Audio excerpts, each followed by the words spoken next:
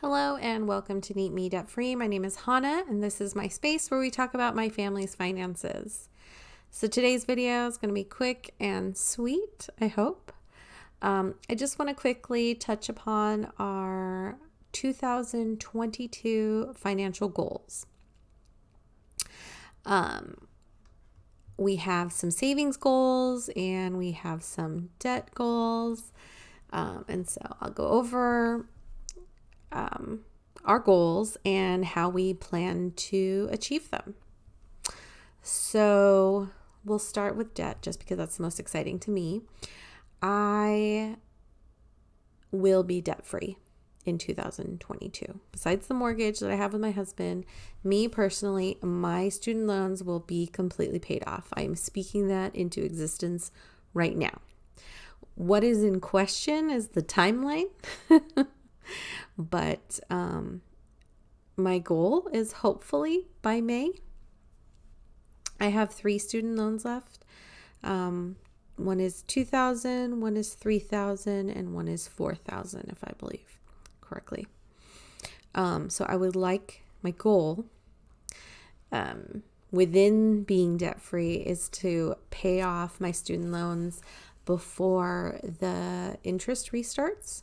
So President Biden did extend the student loan kind of freeze. And so that's going to give me that extra push. And I'm really, really wanting to prioritize paying my student loans by May.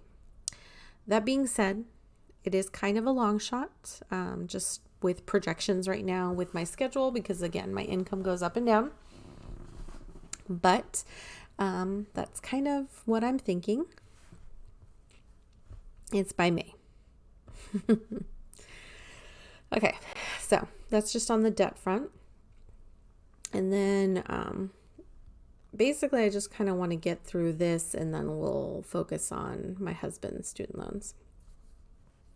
Okay, for savings, every year throughout our entire journey, we've been saving $1,200 for a vacation. That'll be the same this year. This car savings is different from our car sinking fund. So this is in the event that we need a new car because early in our debt-free journey, we ended up with a car completely dying and we had to borrow a car from a family member and it was just a whole thing. So I've been saving, I think this is the 3rd year that I've been saving $1,200 a year for the down payment and eventual, hopefully being able to have enough to buy a car outright when the time comes. We both have kind of older vehicles. The car I drive is a 2010 and the one that my husband drives is a 2013. But we lovingly take care of them, drive them well, and they're very reliable, but we do want to have some money in the event that a car dies on us, just because we've been there. So yeah, so this is a longer term savings account. I do have a sinking fund for our vehicles, which is separate. Roth IRA, I've been contributing $100 every month to one starting in 2021. My husband will now be contributing $100 every month to his Roth IRA. Both of us have previous accounts. We're just hadn't been contributing to them. So now he's going to add to a Roth IRA that's just been sitting there. This year we opened our 403Bs. Both of us have been contributing $500 a month.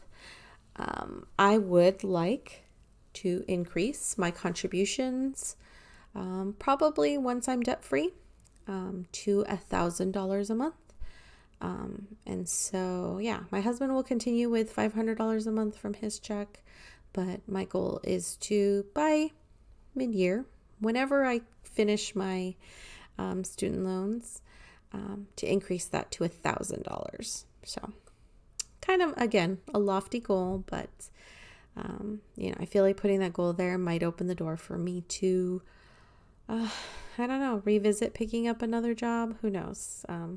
I did work 2 jobs before, and I quit, but maybe I may change my mind because I see the possibilities. Who knows? I don't know. This is me tricking myself.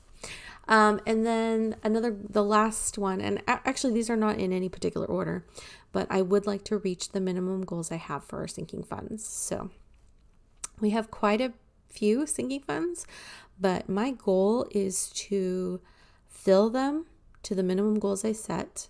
And that way we can get ahead and I'm replenishing and I don't have to put such large amounts. For my December budget and my January budget, I contributed $1,500 to our sinking funds, and that's just my attempt to stack them. But we do have some high expense things coming up. That's kind of also pushing me to do that. But my goal is to have our sinking funds fully funded months in advance. That way, I feel like we would be in better shape, because for us, sinking funds have been a huge difference maker. Some people don't find the need in them, but it definitely has propelled us in a way other methods have not. So this is just personally what works for us. Plus, I like that it gives me the opportunity to spend money and still live my life. So those are our 2022 financial goals. How do I plan to do that? The debt-free or the debt repayment is kind of hazy. I think I won't be able to make any contributions until March, which is a little frustrating, but we will see what kind of wiggle room I have. Same thing with these vacation funds. I will probably wait. Let me see. I have a year spread out that it kind of helps me to give projections. Oh, I think it's under savings. Okay, so for the vehicles and vacations, I'll get to the 1,200, but I will start doing 200 in March and April. We do have a vacation planned in April, but the hotel room has already been booked, so really it's just having a little bit of spending cash. I would like to go on one more vacation in June and probably somewhere in here another vacation, so that'll be nice. But yeah, so I pretty much spread it out that way. Our 403Bs and Roth IRAs, those are just automatically contributed. And yeah, that's pretty much how we will get those. So auto. This is variable. These are going to be set up to be auto. And then this will be just every little piece, scrap of coin that I can find will go to that. So I like setting my financial goals. This is my 3rd year being very clear with my financial goals. So I like that it gives me targets, and I've generally exceeded my goals when it comes to like student loans. I've always exceeded. I've always been able to push and squeeze a little bit more. Savings we've been consistent on for a couple of years now too, and these are new. So I'm very excited to see where we will be.